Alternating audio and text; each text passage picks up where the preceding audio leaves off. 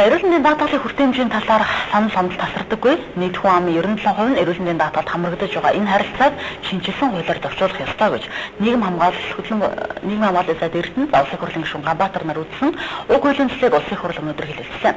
За ингээд хуулийн нэр томьёонд багахан өөрчлөлт оруулахаар тогтсон байна.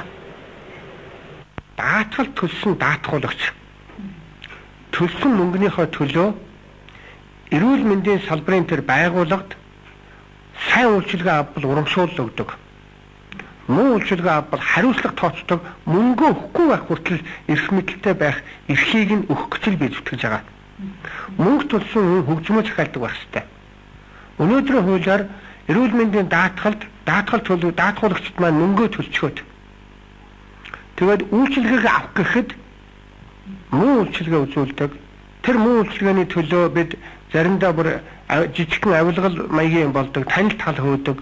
Ийм аюултай байдалд орохгүй тулд мөнгө төлсөн хүн тэр эмнэлгийн даргад эрүүл мэндийн яаманд хариуцлага тооцдог байх ёстой.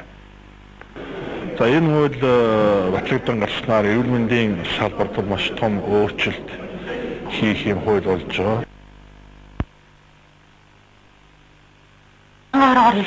Хурлын гишүүн Баярцогт одон туяанаар зарчмын зөрүүтэй санал гаргасан. Тодорхойлбол нийгмийн халамжийн дэмжлэг тусалцаа шаардлагатай тэгээс 18 насны хүүхдийн эрүүл мэндийн даатгалын шимтгэлийг төр хариуцах. Харин бусад тэгээс 18 насны хүүхдүүдийн эрүүл мэндийн даатгалын шимтгэлээр эцэгээс асран хамгаалагч нь хариуцсан төлдөг байх тухай зарчмын зөрүүтэй санал гаргасныг байнгын хороо дэмжин чуулганы хурлаанд оруулсан юм а.